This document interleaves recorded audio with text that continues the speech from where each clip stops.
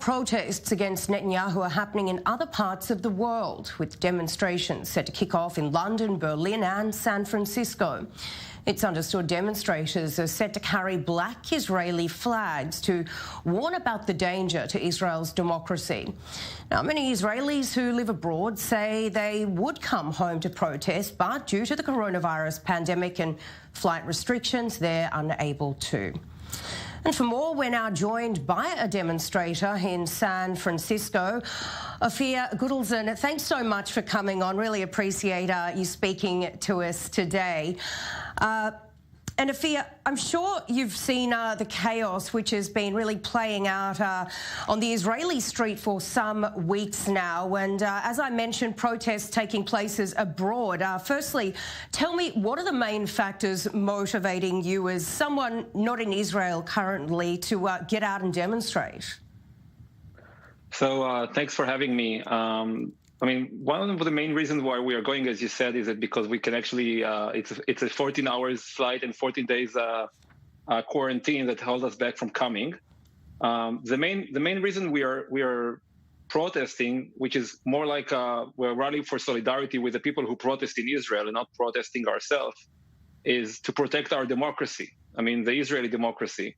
As you can imagine, we have family, we have friends, we have colleagues, we have companies that are all in Israel, and we care deeply about Israel staying a Jewish and democratic state. And Ophir, we have heard some on the right calling demonstrators abroad hypocrites for protesting against the Prime Minister when you're not currently living here. So tell me, what do you have to say to that?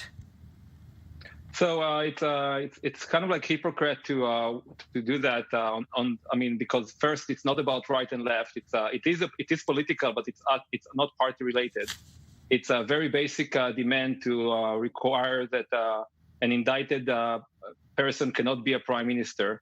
It's pretty basic to ask for the country the only country in probably the democratic country in the world that is changing the rules to actually control the Knesset or the legislators, and it looks like very, very bad from remote. And obviously the Netanyahu way of trying to get us fight with each other is also influencing us as Israelis and in Jewish community in America. And Ophir, as you just touched on then, as an Israeli abroad with all of this sort of chaos ensuing back at home, all this political unrest, how does it make you personally feel as an Israeli abroad? First of all, I feel really proud of the people who actually go out every night and every day and keep pushing for democracy. So that's making me very proud, because making good trouble is always something that I will support.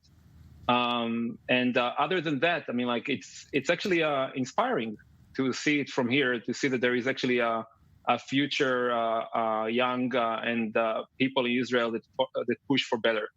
And finally, Ophir, tell me, you're in San Fran right now. I'm not sure whether this demonstration has begun yet. I'm pretty sure it hasn't. Tell me, what can we expect from this? You know, we have really seen huge crowds come out night after night in Israel. What can we expect there in the US? So the U.S. is a big place. So we are right now organizing in San Francisco. I would expect probably tens or hundreds of people coming tonight, 6:30 p.m. Near the Golden Gate Bridge. And there are more protests and more bridges that probably going to happen in the weeks coming. We don't know how. I mean, in Israel, it started small as well. It's all a matter of doing something and get other people to join you. All right, Ophir. Thanks so much for your time. Really nice to speak to you, and we'll definitely be following this movement abroad.